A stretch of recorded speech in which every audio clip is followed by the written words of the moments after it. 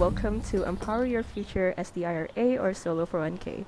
My name is Leah with Sense Financial, and we are a boutique financial firm specializing in self-directed retirement accounts with Checkbook-controlled. Our presenter for today is Brad Sininsky, and I briefly want to introduce Brad. He is a Solo 401k and SDIRA consultant here at Sense Financial. He has a professional journey spending over 18 years in real estate investing. Brett is also a licensed California real estate agent, and his passion lies in empowering people to attain financial independence, affording them the possibility of an early retirement. So I'll hand this over to you, Brett. Thank you so much. All right. Yes, thank you, Leah. Really appreciate it. And again, thank you everybody so much for joining us today. We're going to talk about empowering your future through the vehicles of a checkbook IRA and a solo 401k. And before we get into that, I am a consultant here with Sense Financial. We at Sense Financial are not a fiduciary. We do not provide legal, tax, investment, or other professional advice like that. If you need such advice, please seek out a competent professional. This is for educational purposes only. Before I get into it, why us? Well, we have clients all over the place. We can service all 50 states.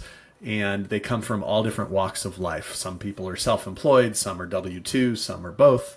It's just all over the place. And most of our business comes from referrals.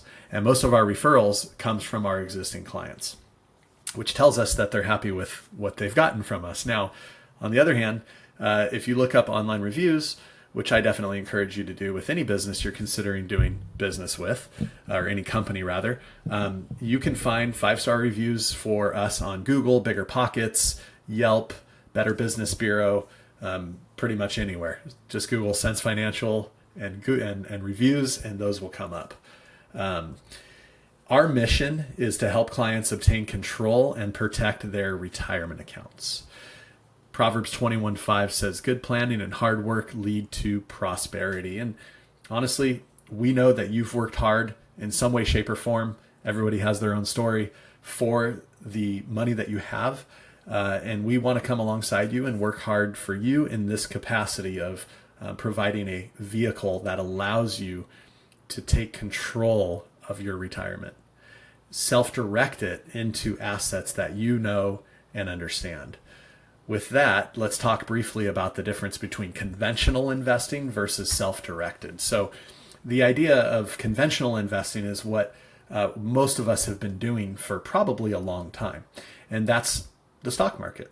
That's our employer-sponsored 401k plan. That's our 403b, TSP if you're in the military.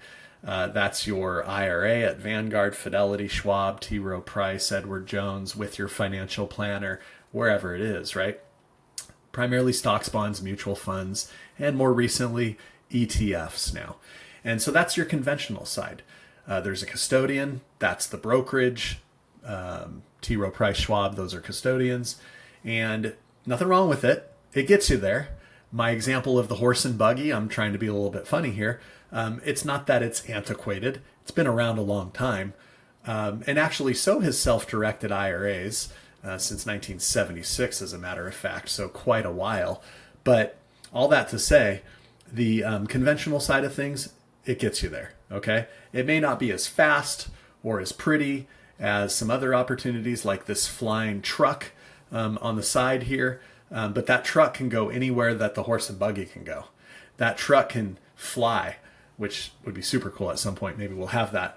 The truck can go over rocks or through some water, off-road, on-road, etc. That's the self-directed side, because when you're self-directing, as I mentioned, you can invest in what you know, understand, and can control. And that could mean Wall Street. By the way, no one really controls Wall Street. If I buy a bunch of Tesla stock, I don't really control what Elon does. Okay, now that's probably going to go up over time.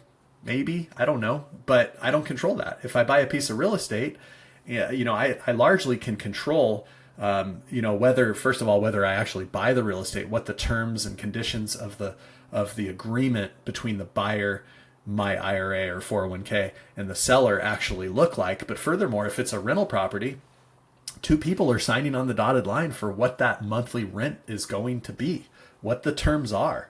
And so there's a lot more control over that. And I'll talk more about that as we get on. But really, the self-directed side is not a either real estate or non-public assets like real estate. Excuse me, it's not a either real estate or public assets like Wall Street. It can be both. And some of the opportunities that self-directed accounts offer are just on the screen here. Real estate, both commercial and residential, tax deeds, trust deeds, precious metals, cryptocurrency. You can become a lender and make private loans to people that are doing fix and flips. Stick around because our guests are going to talk more about that exact thing here in a few moments. You can actually do private equity investment. Some of our clients have purposefully opened a self-directed IRA to invest in SpaceX, which is not a public company, with private equity investment, knowing, well, they're confident that at some point SpaceX will go public and their shares that are currently non-public will actually balloon into a bunch of value when it does go IPO. So that's an opportunity. There's almost no limit to what you can invest in, but the IRS does have their limitations, which we will talk about here in a moment. But the idea behind investing with a self-directed account is providing you with true diversification. Ecclesiastes 11:2 says, divide your portion to 7 or even to 8, for you do not know what misfortune may occur on the earth. And that is so true. We saw it with COVID, even though it was a little blip and then things went bananas. We saw it, of course, in the Great Recession of 2008, 9, and that era. And some of you may be too young to even remember that, but that's okay. Your parents definitely remember it. And, a lot of people got hurt for a few years, for a lot of years, actually, during that time, myself included in some ways. And so if you had all your money in the stock market, you probably got hurt during that time. Now, if you kept buying stock and didn't try and time the market after that, you bought some stock on sale and then it went back up. So that's not a bad thing.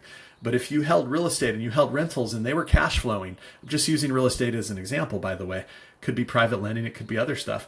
But if they were cash flowing and the tenants were paying the rent, then you were largely unscathed during that time because it wasn't tied to some market fluctuation necessarily. So anyway, I'm going to use Mitt Romney as an example because you may or may not know, but Mitt Romney owned a company called Bain Capital. And he actually, which was private equity deals, syndication and such. And actually he figured out a way above board to not create a prohibited transaction, to use his traditional self-directed IRA to invest largely in Bain Capital. And that IRA just absolutely ballooned. No one knows exactly what it's worth, but right now it's speculated to be somewhere between 20 and $100 million. I know that's a wide gap, but even if it's 20, that's amazing. And think about it like this. The annual contribution for IRAs is $7,000 a year. Even if he invested $7,000 a year for 50 years, he doesn't even come close to touching these numbers. And it's because he was able to invest in a private company and it just ballooned. So that's my example with what the power of a self-directed IRA can do. There's essentially two options when it comes to self-directing. Two mainstream options. That's the self-directed IRA, also known as the checkbook IRA, which we'll talk about, and the solo 401k. Now, the self-directed IRA is for just about anybody, right? If you have existing retirement funds, whether they're Roth or traditional pre-tax, they can move into a self-directed IRA. If you have, and you can make those contributions, like I said, the $7,000 a year.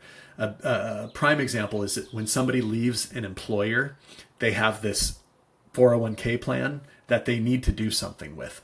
Most people roll it over to an IRA. It's called an IRA rollover, but it used to be an employer-sponsored plan like a 401k or 403b. Now, the other alternative is that you can take that former employer 401k and you can roll it into a self-directed IRA, okay? So it allows you to invest in those alternative assets. On the flip side, you have the solo 401k. Now, the solo 401k, I'm going to talk more about the contribution limits in a moment, but the contribution limits of a solo 401k are 10 times the amount of a self-directed IRA, $70,000. Now, the reason you see two people, husband and wife, self-employed in their own business, is because the solo 401k is for solopreneurs. It's primarily for the business owner and their spouse, but it also works for partnerships and their spouses as well. So partnership could be husband and wife, but it could also be two friends or two brothers or whatever, and they can both participate in the same solo 401k plan. Okay, and then their spouses can as well. All right, but you can't have any full-time W-2 employees and still qualify for a solo 401k. That does not work.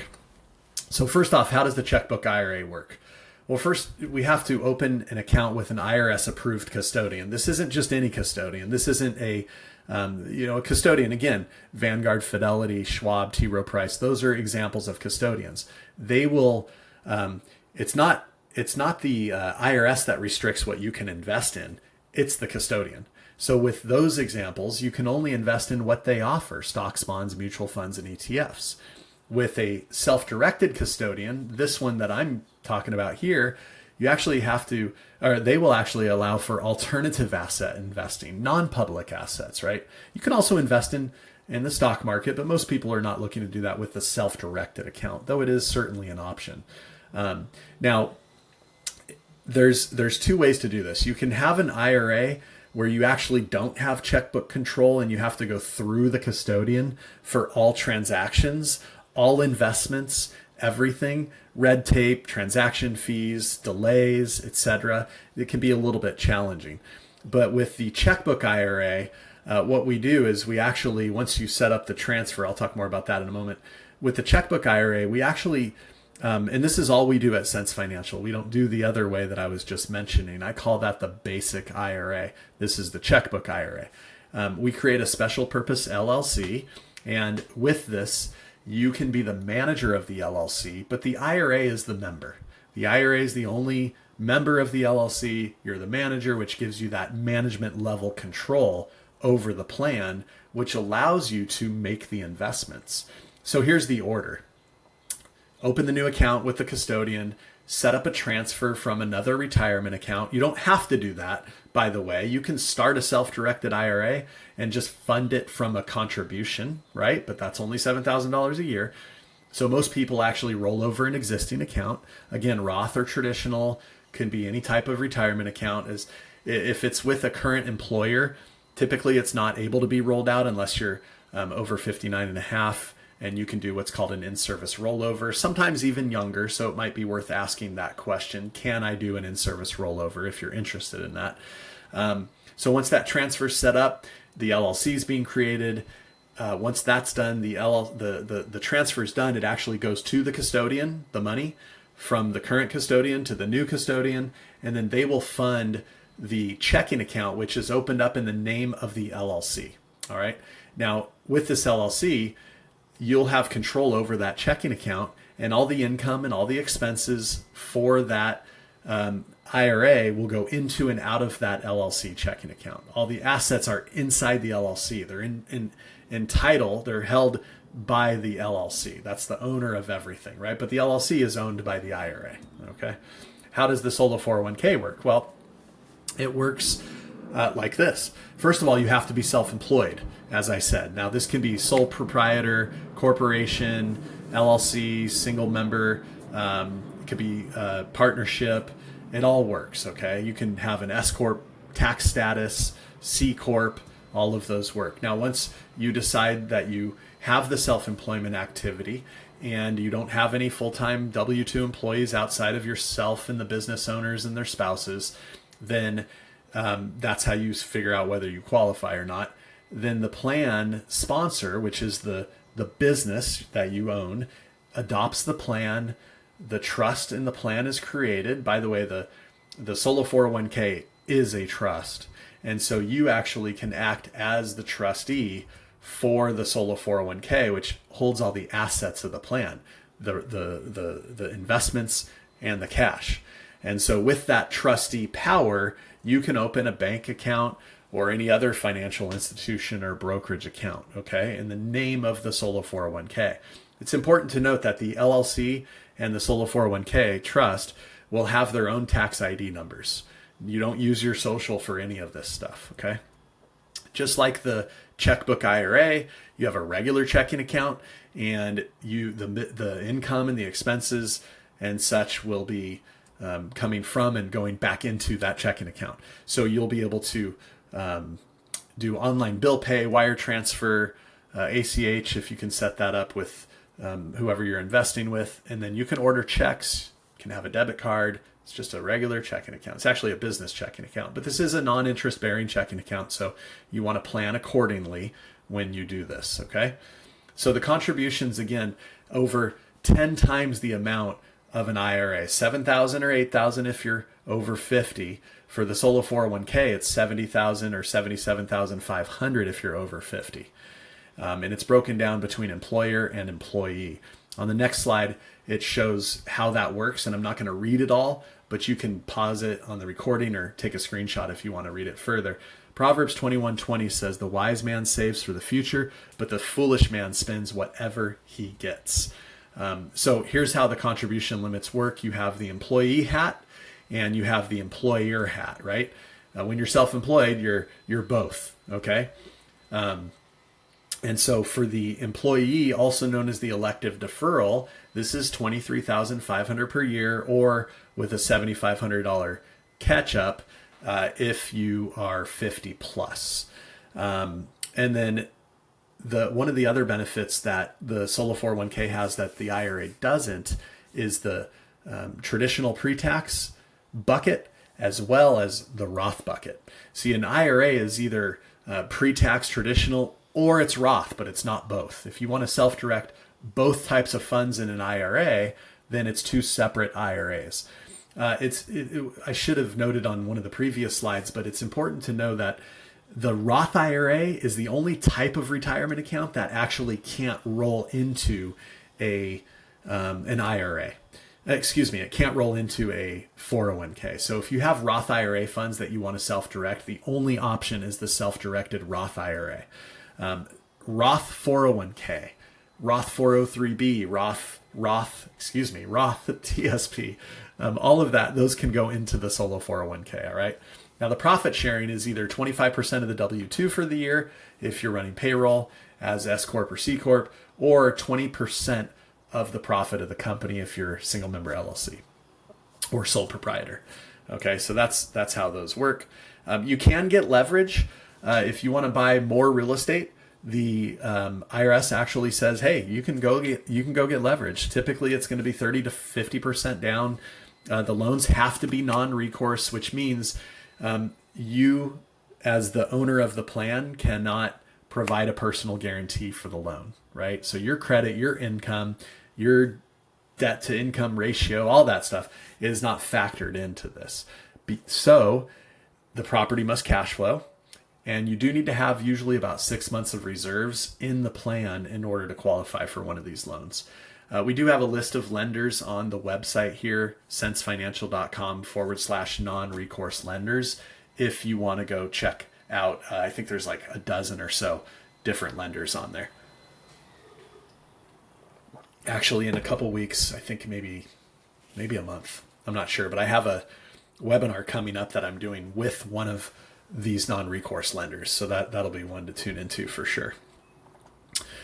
This will trigger a tax called a UDFI tax in an IRA, which I'm not going to dig into unless somebody asks me the question at the end. I really want to get to our special guests, and without further ado, let me actually do that. So we have Thomas and Brandon, and they are brothers. They're business partners. They're also Sense Financial clients, which is pretty cool. And they're co-founders of a company called KII Property Brothers, which is a real estate investment company focused on building a lasting legacy through strategic property acquisition and community impact. Thomas brings 20 years of experience as an electrical engineer. By the way, Dimitri, the founder of Sense Financial, is also by trade an electrical engineer. So fun fact for you. And a lifetime of hands-on construction knowledge. Brandon is also a licensed real estate agent with a background in sales and home design, brings nearly a decade of industry expertise. Since launching their business in 2019, they've completed numerous deals in the Columbia, South Carolina market, helping to improve neighborhoods and create quality housing. As coaches and family men, they are passionate about empowering others with the tools, mindset, and guidance needed to succeed in real estate.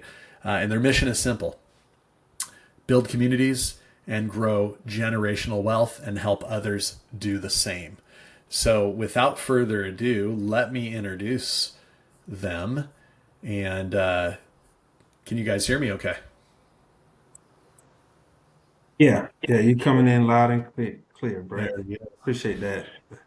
Yeah, thanks, Thomas. Appreciate you and Brandon being on. I see him here. Maybe he's having some trouble with his audio and stuff, but that's okay. You can handle it for sure. Otherwise, um, yeah, tell the audience real quick, just maybe how we met, you and I, but also Sense Financial, how we got on your radar, and then how long you've been a client of ours, and kind of what you've been doing in a nutshell with your self-directed retirement account, if you would. Gotcha. Yeah, I'll kind of go back to the beginning. Like Brett had said, my brother and I started our company in 2019, and we started off small.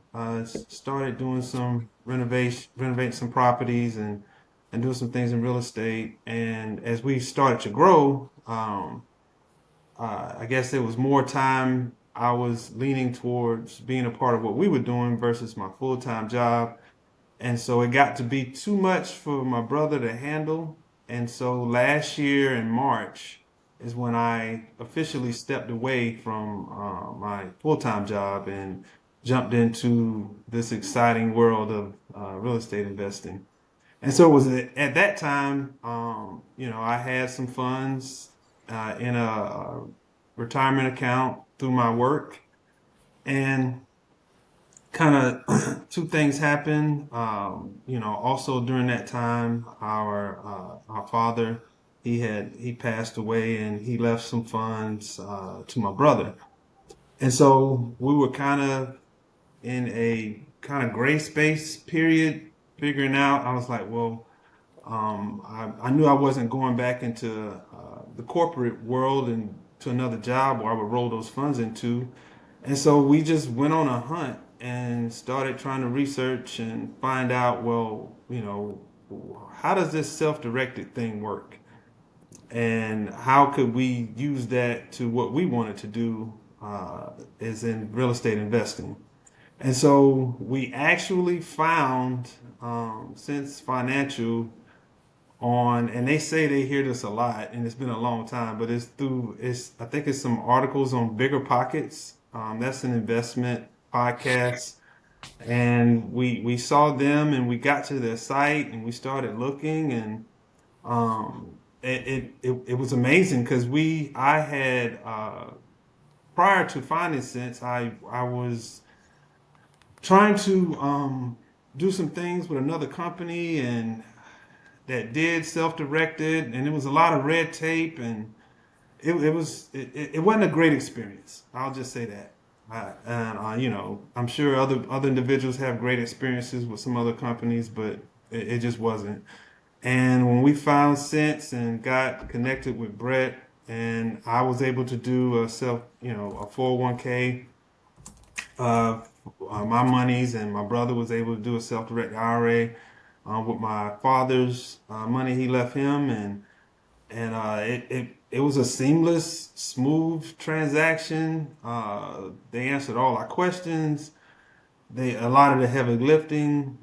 They were able to set up, and they got us in touch with who we need to get in touch with as far as actually setting up the accounts.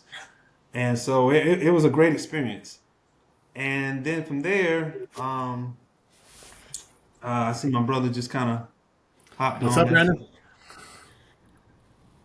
And then from there, we were still building our company, still investing.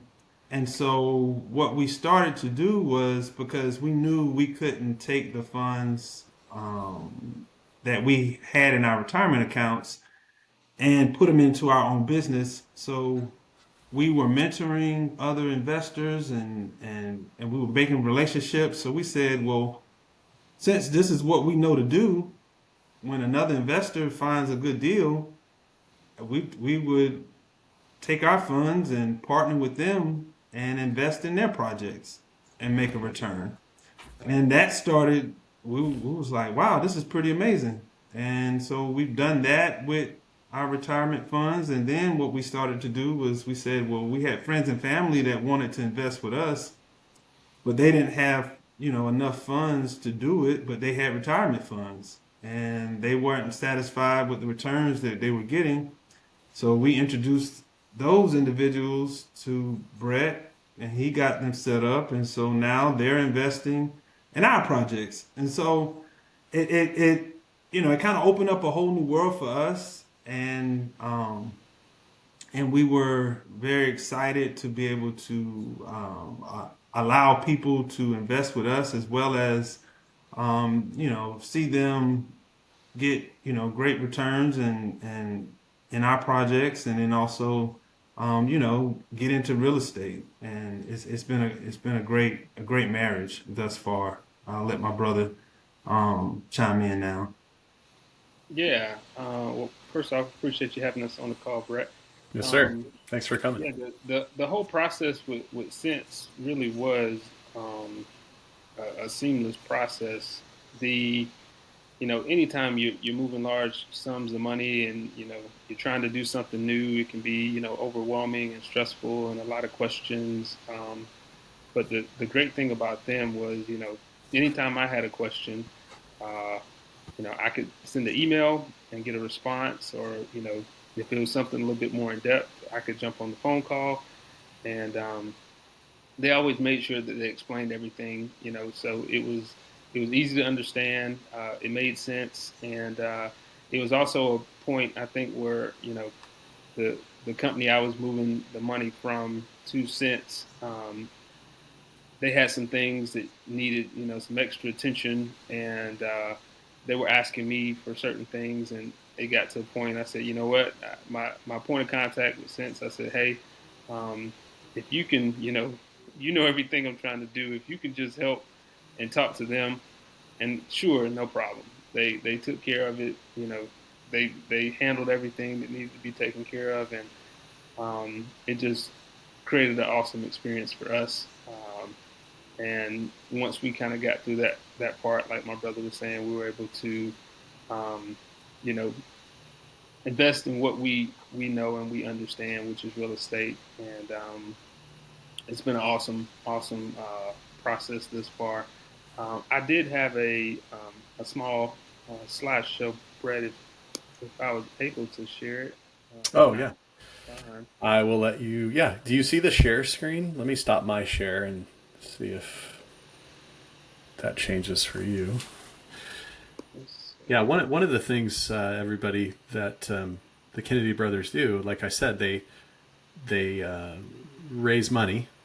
And so I assume what he's going to show you is maybe some before and after on some of the projects they've done, but also share some contact info in case somebody listening to this now or later wants to get in touch with them. And I'm sure they'd be more than happy to tell you more about their experience, not just with us, but with the self-directed account as a whole.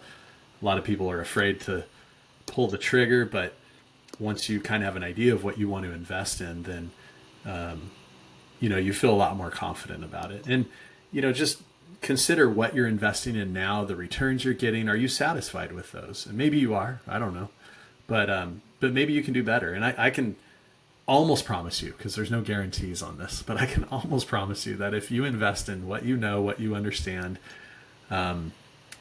you can do better than the stock market. Okay, and think about this while they're trying to troubleshoot their screen share thing there. Maybe you can email it to me too, and I can share it as well, either Sure. as well. But think about it like this too. If you look back on the inception, since the inception of the S&P 500, it's probably like 10.5% or something like that. There's some fees involved, not a lot, by the way. Like especially at Vanguard, I mean their fees are really low. But with your 401k plan for your employer, the fees are high. Like whether you see them or not, the fees are high with a 401k plan. So one thing that people tend to do, and I've talked to a lot of people lately that have done this, is they leave one employer, they move to a new employer, and then they take their former employer 401k and they move it to the new employer 401k. And I'm like, why are you doing that? Like, I mean, it's not the end of the world, but they could self-direct it. They could move it into, like, simply just do an IRA rollover at Fidelity or Vanguard and throw it in the S&P 500, and the returns are going to be as good or better, but then the fees are just way lower when you do that. And so just I urge you, if you leave an employer, take a close look at what you're going to do before just throwing it into the next employer plan. And I will say, if you've done that, you should be able to roll that money out of that plan, because it was a rollover to begin with, into another qualified retirement account. So if you put 50,000 in from a former employer, then you want to self-direct, you should be able to roll out that 50 or whatever the earnings are on that as well into another plan, like a solo 401k or self-directed IRA. And when the returns, this is the other thing, the returns from an investment with a self-directed account, like if you get 10%, that's a true 10%. There's no asset-based fees on top of that, at least not at Sense Financial. All of our fees are flat. And aside from the establishment fee, which varies by product, the flat fee is $250 a year. And so it's nominal compared to what you would pay a financial planner or what you're paying, with your 401k plan or whatever else. All right, I got your thing here. Let me open it up.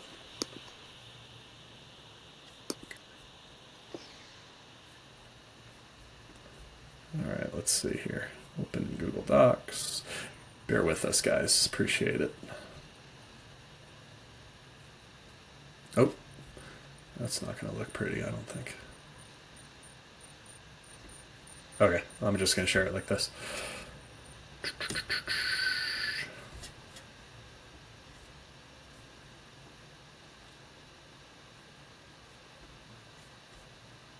Yeah, while you're doing that, I'll share. I know my brother talked about, bringing people to Brett and kind of explaining what we do, but it really is exciting to, open up a whole new world for someone else that, never thought they would have an opportunity to, invest their funds the way that they choose to. So it's a cool process, and we're just so excited to have this, Brett as, somebody that is trusted, that we can send, our family and friends to, and he'll take great care of them. But yeah, this is us. We started us with our cartoon characters. Obviously, I'm the handsome one on the right. Yeah. And that's my brother Thomas, and like he said, we're KI Property Brothers. My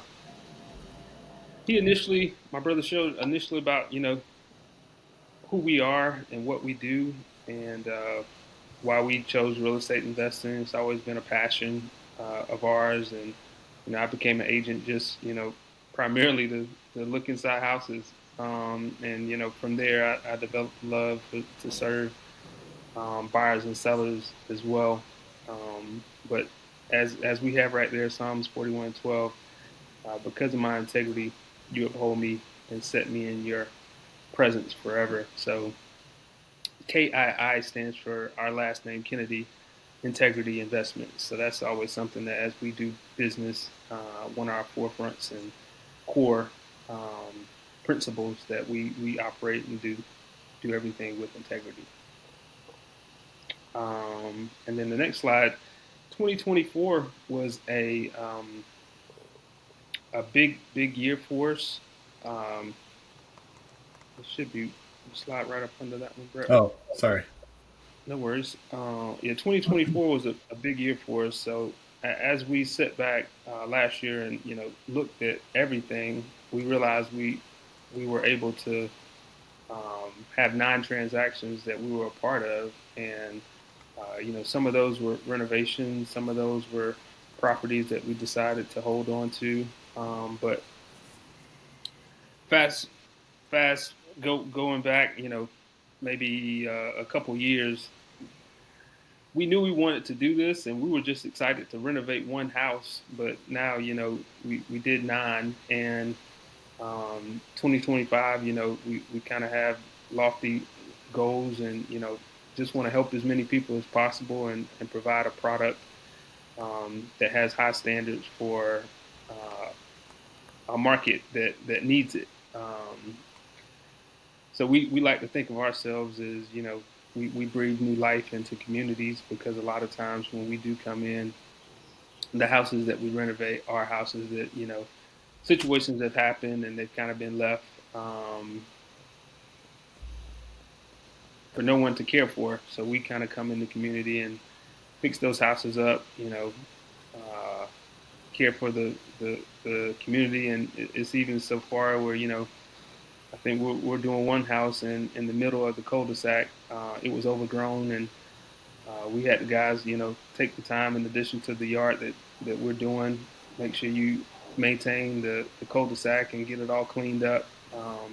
Just because, it's a reflection when we come in, we want to make sure that we leave an imprint on the whole area. So the next slide kind of is just one of the properties that we renovated, just to kind of show you a little bit about what we do. It was I think this one was a 4-bed, 2.5 bathroom house on 2 acres. So it was a 2 acres with a pond. So it was a beautiful, beautiful property. And it was something that we had a contact to come in, and she wanted to, partner with us. So we kind of went in and did it together. But just a couple before and afters. I think the next slide shows a picture of the foyer, kind of what it looked like prior to, and then what it looked like kind of after we renovated it. And then the second is kind of that front area. Normally we come in and we just like to kind of clean things up. If there's anything damaged, we'll definitely replace that.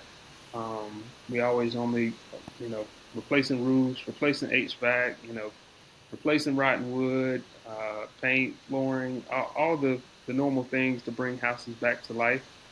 Um, the living room really turned out great. It was actually This house was built, I think, in maybe the '60s. So paneling was a normal thing.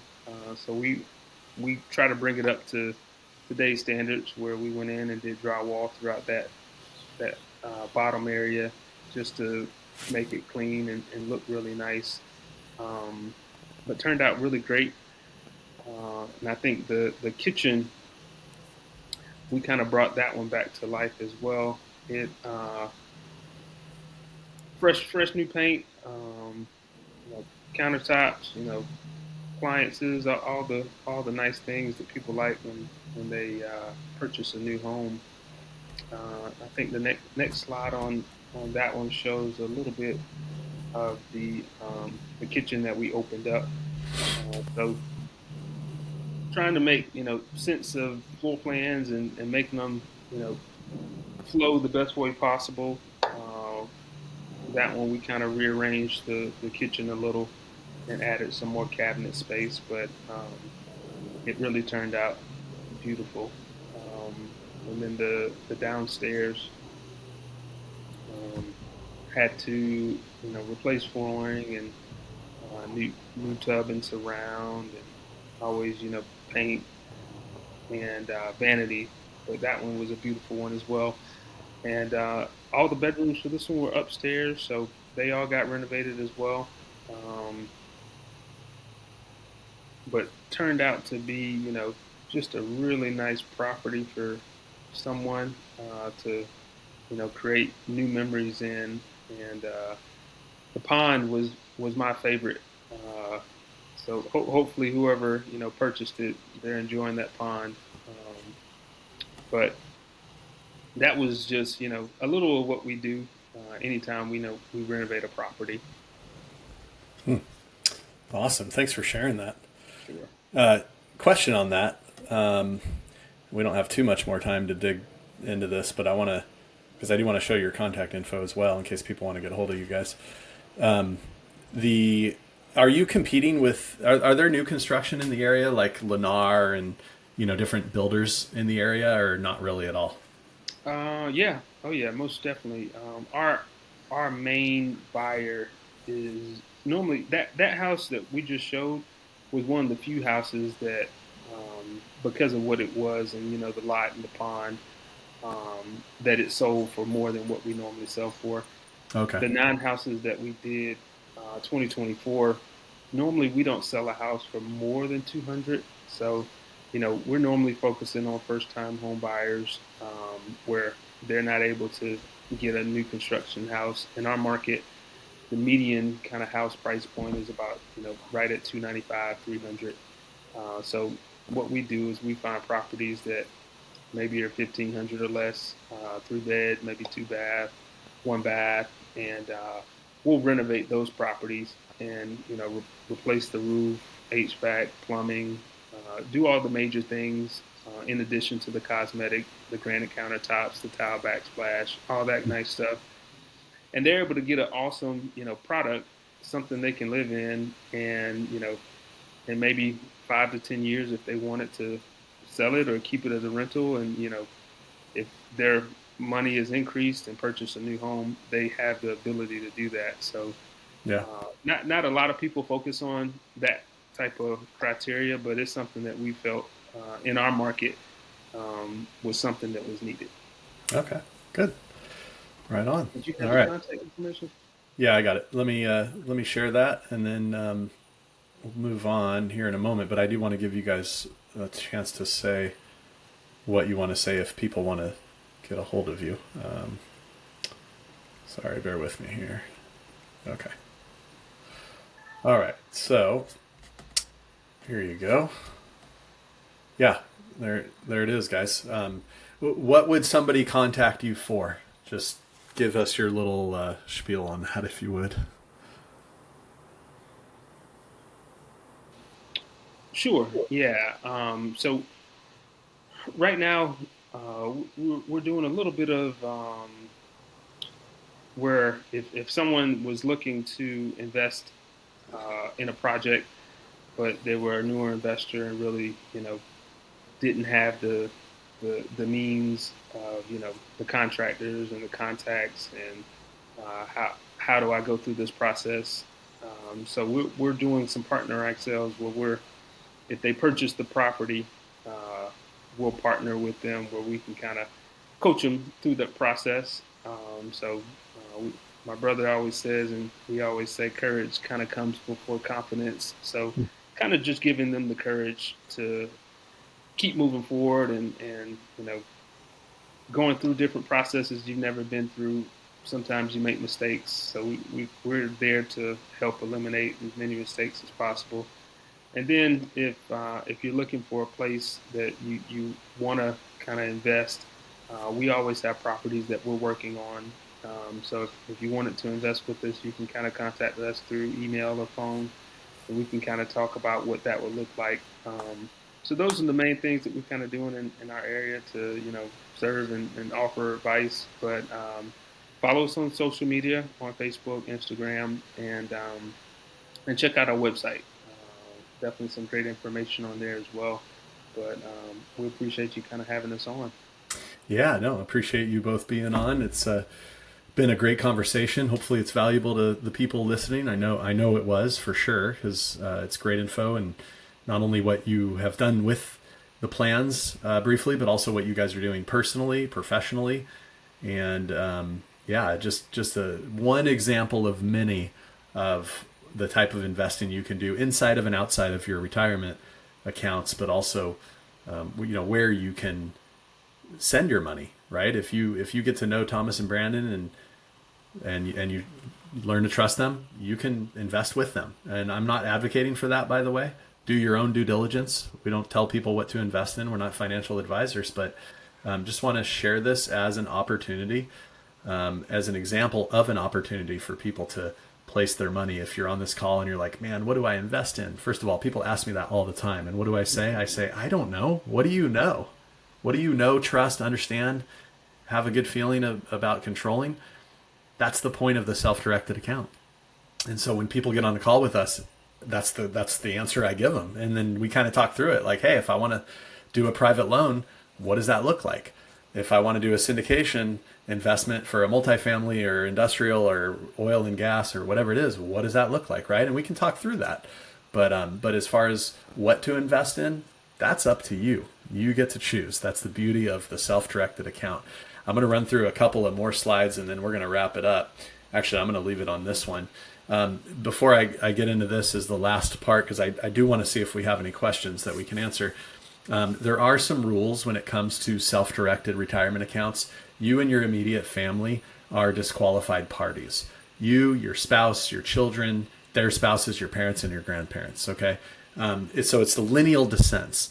You and your spouse are one, right?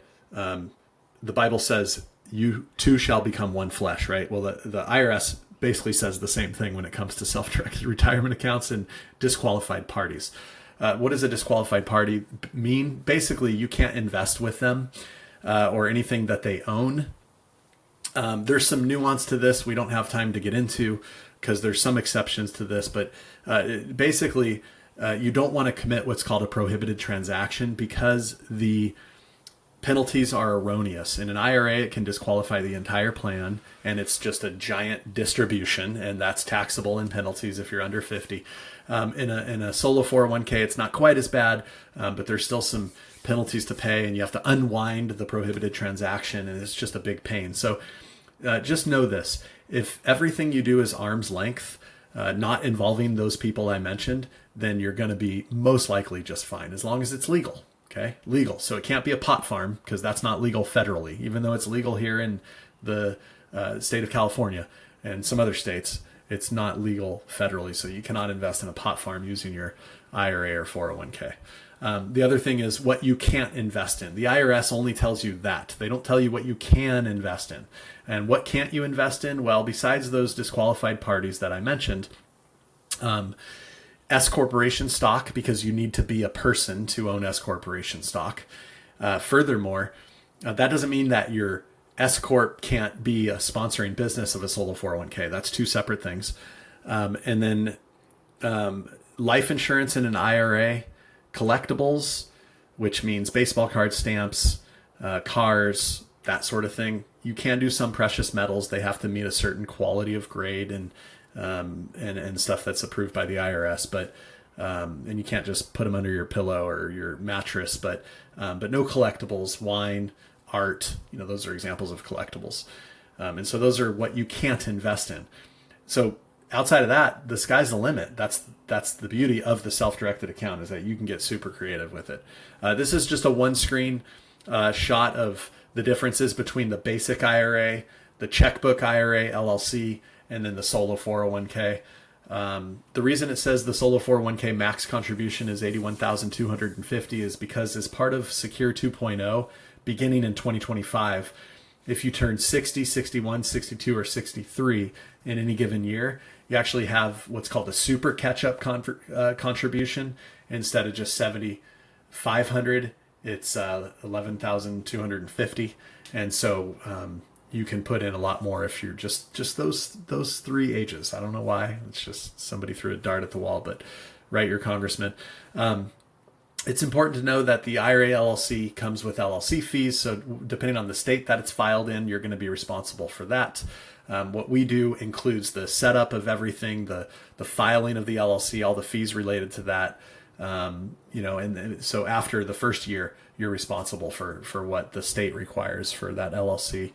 And then the Solo 401k comes with a participant loan option. You can borrow up to $50,000, not to exceed 50% of the total plan value, and you can use that money for any purpose.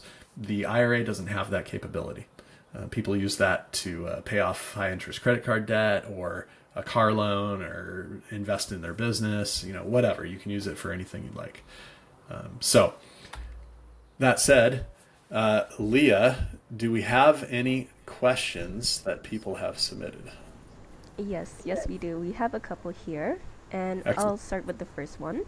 We have a question from Abigail. I've been looking into real estate investing, but are there anything I need to look out for or be wary of before I start? Wow, Abigail, thank you so much for the question. And that is such a broad question.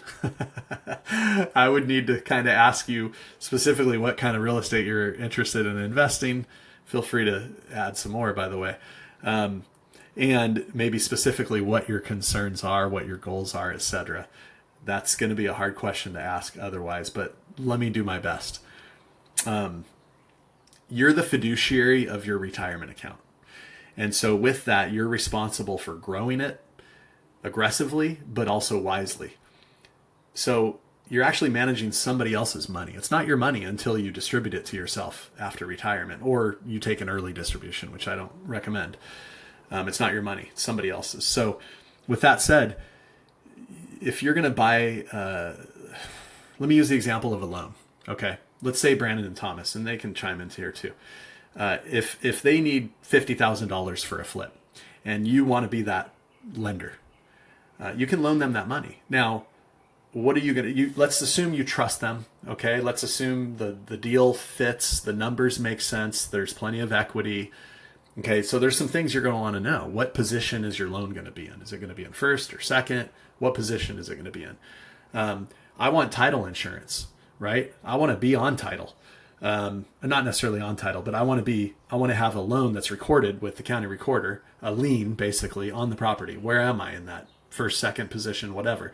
I want to make sure title's clear. I want to see the preliminary title report. I want to make sure that there's nothing crazy on there that's going to get in the way of, if there's a default situation, not that Thomas and Brandon are going to have that, but if there's a default situation, what's in the way of me being made whole? Or my IRA or 401k being made whole? What's the equity look like? What's the ARV on the property, the after repair value? What are the numbers? Brandon and Thomas are going to be able to give you all of that information on one of their projects that you're considering loaning on. But those are just some of the broad answers that I would give. Obviously, you're going to want a promissory note. In California, it's going to be a trust deed. Not every state is a trust deed state. You have some mortgage states. And so it just depends state by state, but you're going to want a title rep, possibly an attorney to help you with some of this stuff, so that it's all above board and enforceable at the end of the day. So, yeah. Anything else on that, Leah? Yes. Thank you, Brad. We do have a question from Alex here. What are the administrative responsibilities on my part when managing a solo 401k?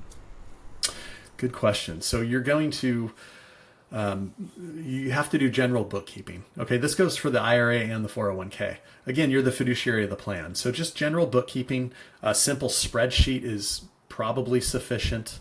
The money coming in, the money going out. Now, bear in mind, you have a checking account. So there's going to be a checking account record on the statements and on your online banking login of, the money going in, the money coming out, all of that's going to be in there, but it's not necessarily going to tell you what it came in for. So you're going to want to keep a separate spreadsheet of the investments you're making. If it's a private loan, $20,000 for this property, wire transfer fee of $15, just keep track of the stuff like that from a basic bookkeeping perspective. And then in addition to that, when the total plan assets get over, they get to $250,000 and up in the solo 401k, you have to file a 5500 EZ form. And this is the total plan assets, not the total plan value. Okay. So for example, if you buy a $300,000 property and you put $100,000 down, the plan value might only be $100,000 because you subtract the loan amount from that equation, but the total plan assets are actually $300,000. So at that point, you're over the 250. You would actually need to file the 5,500, and that's just a valuation. So if you've had an IRA at Vanguard or Fidelity, you have a form 5498, which shows the quote unquote value of the plan that gets filed with the IRS, and they send you a copy of it every year. It's not a taxable event. It's just the IRS wants to keep tabs on how much money we have in retirement accounts for some reason, which I always wonder about. But the 5,500 in the solo 401k is the equivalent of the 5498 for the IRA. It's pretty simple, couple pages, And by the way, we assist with that if our clients need help with it. Thank you for that, Brad. Abigail and Alex both said thank you. And here's the final question from Samuel. Are there any risks or downsides to managing my own retirement investments with Checkbook Control? Oh, another broad question. I like it. Sure, there's risk whenever you're doing investing. But as I mentioned earlier, how much risk in a self-directed account is up to you. When I put money, and by the way, this isn't to talk trash on the stock market. I've got money in the stock market. I've had for years. It can do well, especially over a long period of time and consistently making investments. But I'm kind of just like throwing my money in there, and whatever happens, happens. Yeah, you can look back on the history, like I was talking about, since the S&P 500's inception. You can see what it's done in the past, and we all know that past performance doesn't indicate future performance or guarantee future performance. We understand that. You could say the same thing with real estate or any other alternative asset investment, but I don't have any control over what happens when I put my money in the stock market. I don't control those 500 companies or even one of those 500 companies. So whatever happens, happens.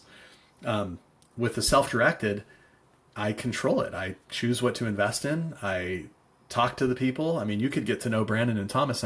I keep using them as examples, but you can get to know them personally. You can fly out to where they are and meet with them, have coffee with them, go walk the project. You can't do that in the stock market. So it's a completely different type of risk. I would say that, yeah, is there risk? Yeah, absolutely. But when you secure a loan to real estate and you have a hard asset behind it, in case of a default, you can foreclose on the property. That's a lot less risky than just putting your money in the stock market. And then when it crashes, there's nothing to recover. Will it go back up eventually? For sure. But when, who knows? So it's up to you. Different people have different risk tolerance. So. Awesome. Thank you for answering that, Brad. Those were all of the questions for today. Brad, would you like to add anything before we conclude? Well, I just want to thank Thomas and Brandon for taking time out of their precious day to come and hang out with us and just spew some great knowledge and appreciate what they're doing. Thank you for being clients of Sense Financial and choosing us for that. And yeah, that's pretty much it. We have about 30 seconds to a minute. Brandon and or Thomas, I'll give you guys the last word.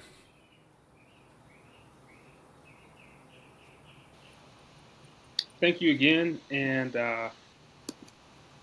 whatever you choose, like Brett said, just understand it, and you'll do well. But we appreciate all you guys. Yeah, appreciate it. Wait, hold on 1 second, Thomas. I'm not going to give you. I'm going to give you the last word, which is why I'm interrupting you. So I'm sorry. I forgot to say, if you would like to talk to me, book a consultation. It's completely complimentary. We're going to get to know your situation, what your goals, talk through it all. SenseFinancial.com/consultation. Could be a Zoom call or a phone call, either way. And then our contact info is there. So Sarah, thank you for putting that in the chat. I forgot to do that. I appreciate it. Go ahead, Thomas. No. I was just going to echo my brother. Let's say, really, if you have retirement funds or if you know people that have retirement funds, there are options. If nothing else, explore what they are and then make a decision. Um, and because I wish I would have known this is an option years ago, I would have been doing this a long time ago. So I would encourage someone to follow up on that and take action.